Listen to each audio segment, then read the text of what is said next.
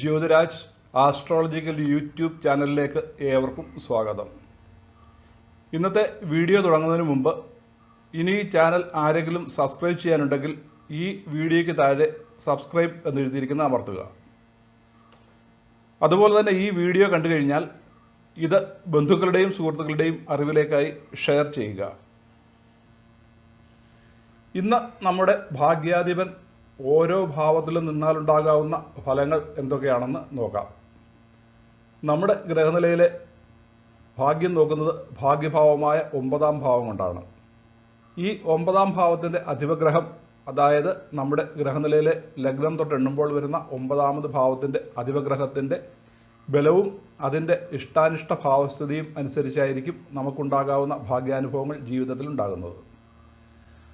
അതുപോലെ തന്നെ ഭാഗ്യഭാവത്തിൻ്റെ കാരകഗ്രഹമായ വ്യാഴത്തിൻ്റെ ബലവും ഇഷ്ടാനിഷ്ട ഭാവസ്ഥിതിയും ഭാഗ്യാധിപനുമായിട്ടുള്ള ബന്ധം എന്നിവയും നമ്മുടെ ഭാഗ്യത്തിൽ സ്വാധീനം ചെലുത്തുന്നുണ്ട്. അതായത് ഭാഗ്യാധിപനും കാരകഗ്രഹവും ബലവാന്മാരും ഇഷ്ടഭാവസ്ഥിതരും പരസ്പരം ബന്ധപ്പെട്ട് നിൽക്കുന്നവരുമാണെങ്കിൽ നമ്മുടെ ഭാഗ്യവും പുഷ്ടിപ്രദമാണ്. അതുപോലെ ലഗ്നാധിപനും ബലവും ഇഷ്ടഭാവസ്ഥിതിയും മേൽപ്പറഞ്ഞ ഭാവാധിപനുമായും ഭാഗ്യകാരകഗ്രഹമായ വ്യാഴവും തമ്മിൽ ഏതെങ്കിലും രീതിയിൽ ബന്ധപ്പെട്ട് നിൽക്കുകയാണെങ്കിൽ, അതായത് ദൃഷ്ടിയോഗാദി ബന്ധങ്ങളും മറ്റും, നല്ല നിലയിലുള്ള ഭാഗ്യാനുഭവങ്ങൾ നമുക്കുണ്ടാകും. മേൽപ്പറഞ്ഞ 3 ഗ്രഹങ്ങളുടെയും ബലക്കുറവിനനുസരിച്ചും അവർ പരസ്പരം ബന്ധപ്പെടാതിരിക്കുകയും അവർക്ക് മറ്റ് പാപഗ്രഹങ്ങളുടെ ദൃഷ്ടിയോഗാദികൾ ഉണ്ടാകുകയും ചെയ്യുകയാണെങ്കിൽ നമ്മുടെ ഭാഗ്യവും അതിനനുസരിച്ച് കുറഞ്ഞുകൊണ്ടേയിരിക്കും. 9-ാം ഭാവം കൊണ്ട് ഭാഗ്യത്തെ കൂടാതെ പിതാവിനെക്കുറിച്ചും ചിന്തിക്കുന്ന ഭാവമാണ്. പിതാവിനെക്കുറിച്ചാണ് ചിന്തിക്കുന്നതെങ്കിൽ കാരകഗ്രഹം സൂര്യനായിരിക്കും. ഇന്ന് ഈ വീഡിയോയിൽ ഭാഗ്യത്തെക്കുറിച്ച് ചിന്തിക്കുന്നതിനാൽ 9-ാം ഭാവം കൊണ്ട് ചിന്തിക്കുന്ന മറ്റുള്ള കാര്യങ്ങൾ പ്രതിപാദിക്കുന്നില്ല. ഇനി നമ്മുടെ ഗ്രഹനിലയിലെ ഓരോ ഭാവത്തിലും ഭാഗ്യാധിപനായ ഗ്രഹം, അതായത് 9-ാം ഭാവാധിപൻ നിന്നാലുണ്ടാകാവുന്ന ഫലങ്ങൾ എന്തൊക്കെയാണെന്ന് നോക്കാം. നമ്മുടെ ഗ്രഹനിലയിൽ ലഗ്നത്തിൽ 9-ാം ഭാവാധിപൻ അഥവാ ഭാഗ്യഭാവാധിപൻ നിന്നാൽ ആ ജാതകൻ രാജതുല്യനായിരിക്കും. രാജതുല്യൻ എന്ന് പറഞ്ഞു കഴിഞ്ഞാൽ ഇന്നത്തെ സമയത്ത് ഒന്നുകിൽ മന്ത്രിമാരോ അഥവാ MLA യോ പഞ്ചായത്ത് മെമ്പറോ അതുപോലെ തന്നെ ഗവൺമെൻറ് സർവീസിൽ ജോലി ചെയ്യുന്ന ആൾക്കാരോ ഒക്കെ ആകാം. അതുപോലെ തന്നെ നമ്മുടെ ഗ്രഹനിലയിൽ 2-ാമിടത്ത് ഭാഗ്യാധിപൻ നിന്നാൽ വലിയ ധനവാനായി തീരും. ഇനി 3-ാമിടത്താണ് നിൽക്കുന്നതെങ്കിൽ ആ ജാതകൻ ബന്ധുജനപ്രിയനും തൻ്റെ സാമർഥ്യം കൊണ്ട് നേരിടുന്ന ഭാഗ്യത്തോടു കൂടിയവനായും ഭവിക്കും. 4-ാമിടത്താണ് ഭാഗ്യാധിപൻ നിൽക്കുന്നതെങ്കിൽ പിതാവിൽ നിന്നുമുള്ള ധനഭാഗ്യാദികൾ ലഭിക്കുന്നവനായും, 5-ാമിടത്ത് നിന്ന് കഴിഞ്ഞാൽ അതിവിദ്വാനായും ഉദ്യോഗ ഭാഗ്യമുള്ളവനായും, അതായത് നല്ല ജോലി ലഭിക്കുന്നവനായും, 6-ാമിടത്ത് നിന്ന് കഴിഞ്ഞാൽ മിത്രങ്ങളെ പിണക്കുന്നവനോ അഥവാ മിത്രങ്ങളുടെ സഹായമില്ലാത്തവനോ ആയിത്തീരും. ഇനി 7-ാമിടത്താണ് ഭാഗ്യാധിപൻ നിൽക്കുന്നതെങ്കിൽ സുന്ദരിയായ ഭാര്യയോടും ഭാര്യയുടെ സ്വത്തുക്കളോടും കൂടിയവനായും, 8-ാമിടത്താണ് നിൽക്കുന്നതെങ്കിൽ ഭാഗ്യം കെട്ടവനായും ഭവിക്കും. അതായത് നമ്മുടെ ജാതകത്തിലെ ഏറ്റവും അനിഷ്ടസ്ഥാനമായ 8-ാമിടത്താണ് ഈ ഭാഗ്യാധിപൻ നിൽക്കുന്നതെന്നുണ്ടെങ്കിൽ ആ ജാതകന് തീരെ ഭാഗ്യമില്ലാത്തവനായിട്ട് ഭവിക്കും. 9-ാമിടത്ത് ഭാഗ്യാധിപൻ നിന്ന് കഴിഞ്ഞാൽ, അതായത് സ്വക്ഷേത്രത്തിൽ ആ 9-ാം ഭാവാധിപൻ അതിൻ്റെ സ്വക്ഷേത്രത്തിൽ തന്നെ 9-ാം ഭാവത്തിലായിട്ട് നിൽക്കുകയാണെങ്കിൽ വലിയ ഭാഗ്യത്തോടു കൂടിയവനായും, 10-ാമിടത്ത് നിന്ന് കഴിഞ്ഞ് കഴിഞ്ഞാൽ പ്രവൃത്തി കൊണ്ട് വിജയം നേടി ആ നിലയിൽ ഭാഗ്യശ്രീലാളിതനായും, അതായത് നല്ല ജോലിയൊക്കെ കിട്ടിയിട്ട് നല്ല നിലയിൽ എത്തുന്നവനായും, ഇനി 11-ാമിടത്ത് നിന്ന് കഴിഞ്ഞാൽ ഉന്നതമായ സർക്കാർ സേവനത്തോടു കൂടി നേടുന്ന ഭാഗ്യമുള്ളവനായും, അതായത് നല്ല ഉയർന്ന നിലയിലുള്ള സർക്കാർ ജോലി കിട്ടുവാൻ ഭാഗ്യമുള്ളവനായും, 12-ാമിടത്ത് നിന്ന് കഴിഞ്ഞാൽ വളരെക്കാലം അന്യദേശത്ത് താമസിക്കേണ്ടി വരുന്ന ഭാഗ്യദോഷമുള്ളവനായും ഭവിക്കും. അതായത് ഇപ്പോൾ നമ്മുടെ ഇതിനകത്ത് പറഞ്ഞിരിക്കുന്നതിനകത്ത് നമുക്ക് ഈ നമ്മുടെ ഭാഗ്യാധിപൻ 3 സ്ഥാനങ്ങളിൽ നിന്ന് കഴിഞ്ഞാൽ നമുക്ക് കൂടുതൽ ദോഷം ചെയ്യും. അതിലേറ്റവും കൂടുതൽ ദോഷം ചെയ്യുന്നത് 8-ാമിടത്ത് നിന്ന് കഴിഞ്ഞാലാണ്. 8-ാമിടത്ത് കഴിഞ്ഞാൽ ആ ജാതകന് തീരെ ഭാഗ്യമില്ലാത്തവനായി തീരും. അതുപോലെ തന്നെ 12ാമിടത്ത് നിന്ന് കഴിഞ്ഞ് കഴിഞ്ഞാലും അന്യദേശത്ത് താമസിക്കേണ്ടി വരുന്ന ഭാഗ്യദോഷമുള്ളവനായിട്ട് തീരും.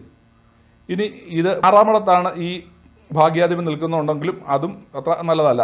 അങ്ങനെ ഈ 3 ഭാവങ്ങൾ ഒഴിച്ച് മറ്റ് ഏത് ഭാവത്തിൽ നിന്ന് കഴിഞ്ഞ് കഴിഞ്ഞാലും നമുക്ക് ഗുണം ചെയ്യുന്ന ഗ്രഹമാണ് നമ്മുടെ ഭാഗ്യാധിപൻ.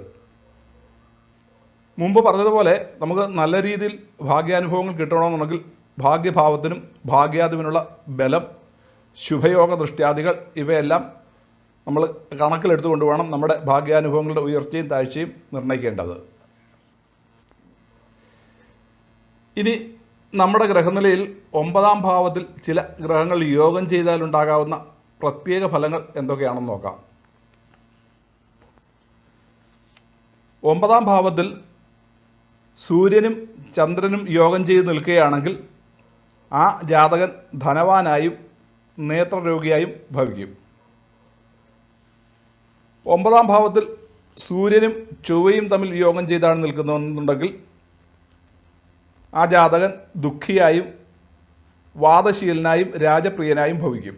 വാദശീലൻ എന്ന് പറഞ്ഞാൽ വാദപ്രതിവാദങ്ങൾ നടത്തുന്നതിൽ താല്പര്യമുള്ള വ്യക്തി.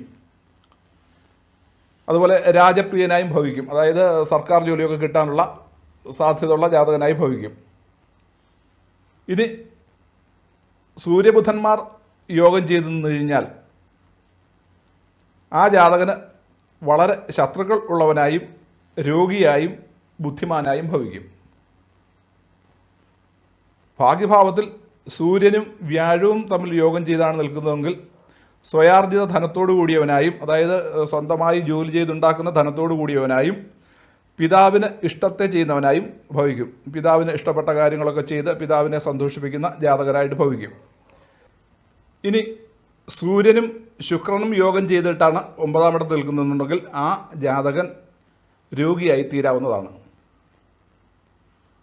സൂര്യനും ശനിയും യോഗം ചെയ്താണ് 9ാം ഭാവത്തിൽ നിൽക്കുന്നതെങ്കിൽ ആ ജാതകൻ രോഗിയായും ഉദരവ്യാധിയുള്ള അച്ഛനോട് കൂടിയവനായും ഭവിക്കും. അതായത് അച്ഛന് ഉദരസംബന്ധമായ എന്തെങ്കിലും രോഗമുള്ളവനായിട്ട് തീരാവുന്നതാണ്. ചന്ദ്രനും ചൊവ്വായും ചേർന്നാണ് 9ാം ഭാവത്തിൽ നിൽക്കുന്നതെങ്കിൽ മാതാവിന് അരിഷ്ടതകൾ ഉണ്ടാക്കുന്നവനായിരിക്കും. 9ാം ഭാവത്തിൽ ചന്ദ്രനും ബുധനും യോഗം ചെയ്താണ് നിൽക്കുന്നതെന്നുണ്ടെങ്കിൽ ആ ജാതകൻ നല്ല വാഗ്മിയായും ശാസ്ത്രജ്ഞനായും ഭവിക്കും.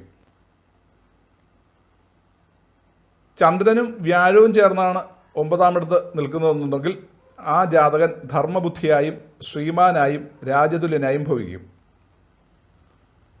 ചന്ദ്രനും ശുക്രനും ചേർന്ന് 9ാം ഇടത്ത് നിന്ന് കഴിഞ്ഞാൽ സ്വഭാവദൂഷ്യമുള്ള സ്ത്രീയുടെ ഭർത്താവായും, ചന്ദ്രനും ശനിയും ചേർന്ന് 9ാം ഇടത്ത് നിന്ന് കഴിഞ്ഞാൽ ധർമ്മവും ദാനവുമില്ലാത്തവനായും ദുഷ്ടയായ മാതാവുള്ളവനായും, ചൊവ്വായും ബുധനും ചേർന്ന് 9ാം ഇടത്ത് നിന്ന് കഴിഞ്ഞാൽ ശാസ്ത്രജ്ഞനായും സുഖാനുഭവങ്ങളുള്ളവനായും, ചൊവ്വായും വ്യാഴവും ചേർന്ന് 9ാം ഇടത്ത് നിന്ന് കഴിഞ്ഞാൽ ധനവും മാന്യതയും കീർത്തിയും ഉള്ളവനായും, ചൊവ്വായും ശുക്രനും യോഗം ചെയ്ത് 9ാം ഇടത്ത് നിന്ന് കഴിഞ്ഞാൽ 2 സ്ത്രീകളുടെ ഭർത്താവായും വാഗ്മിയായും അന്യദേശത്ത് താമസിക്കുന്നവനായും, ചൊവ്വായും ശനിയും ചേർന്ന് 9ാം ഇടത്ത് നിന്ന് കഴിഞ്ഞാൽ പാപിയായും പരസ്ത്രീസക്തനായും, ബുധനും വ്യാഴവും യോഗം ചെയ്ത് 9ാം ഇടത്ത് നിന്ന് കഴിഞ്ഞാൽ സമർത്ഥനായും വിദ്വാനായും ധനവാനായും, ബുധനും ശുക്രനും ചേർന്ന് 9ാം ഇടത്ത് നിന്ന് കഴിഞ്ഞാൽ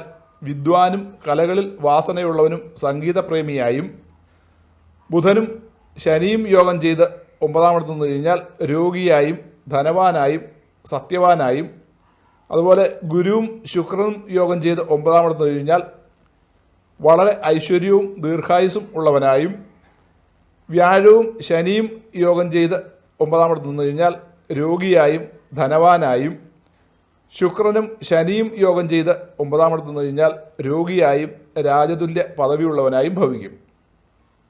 ഇനി നമ്മുടെ ഗ്രഹനിലയിൽ 9ാം ഭാവത്തിൽ വ്യാഴമാണ് നിൽക്കുന്നതെങ്കിൽ ആ വ്യാഴത്തിനെ മറ്റ് ഗ്രഹങ്ങൾ ദൃഷ്ടി ചെയ്തു കഴിഞ്ഞാൽ, അതായത് വ്യാഴത്തിനെ മറ്റ് ഗ്രഹങ്ങൾ നോക്കിക്കഴിഞ്ഞു കഴിഞ്ഞാൽ എന്തൊക്കെ ഫലങ്ങളാണ് കിട്ടുന്നതെന്ന് നമുക്ക് നോക്കാം.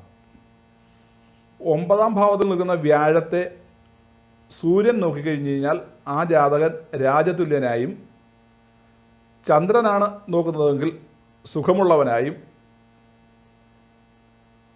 ചൊവ്വയാണ് നോക്കുന്നതെങ്കിൽ മന്ത്രിസമനായും, ബുധനാണ് നോക്കുന്നതെങ്കിൽ ആ ജാതകൻ ധനവാനായും, ഇനി ശുക്രനാണ് നോക്കുന്നതെങ്കിൽ ആ ജാതകൻ വാഹനഭാഗ്യമുള്ളവനായും, ആ വ്യാഴത്തെ ശനിയാണ് നോക്കുന്നതെങ്കിൽ ഭൂസ്വത്തുള്ളവനായും ഭവിക്കും. ഈ പ്രത്യേക ഫലങ്ങൾ വ്യാഴത്തെക്കൊണ്ട് മാത്രം പറയുന്നതിന് കാരണം എന്ന് പറഞ്ഞാൽ വ്യാഴം ഭാഗ്യകാരക ഗ്രഹമാണ്. അതുകൊണ്ടാണ് ഈ വ്യാഴത്തെ ഓരോ ഗ്രഹങ്ങളും നോക്കിയാൽ ഉണ്ടാകാവുന്ന പ്രത്യേക ഫലങ്ങളെക്കുറിച്ചിട്ട് പറഞ്ഞിട്ടുള്ളത്. അപ്പോൾ പ്രിയ പ്രേക്ഷകർ അവരവരുടെ ഗ്രഹനില എടുത്ത് അവരവരുടെ ഭാഗ്യാധിപൻ്റെ സ്ഥിതിയും മറ്റും നോക്കി ഭാഗ്യത്തിൻ്റെ നിജസ്ഥിതി മനസ്സിലാക്കുക. ഇന്ന് ഈ വീഡിയോ ഇവിടെ നിർത്തുന്നു. ഈ വീഡിയോ ഇഷ്ടമായാൽ ലൈക്ക് ചെയ്യുവാനും ഷെയർ ചെയ്യുവാനും ഈ ചാനൽ സബ്സ്ക്രൈബ് ചെയ്തിട്ടില്ല എങ്കിൽ സബ്സ്ക്രൈബ് ചെയ്യുവാനും ഇനി ഇടുന്ന വീഡിയോകളുടെ മുന്നറിയിപ്പ് കിട്ടുന്നതിന് വേണ്ടി ബെല്ലൈക്കൺ അമർത്തുവാനും മറക്കരുത്. അടുത്ത പുതിയൊരു വീഡിയോയുമായി വരുന്നവരേക്കും എല്ലാവർക്കും നമസ്കാരം.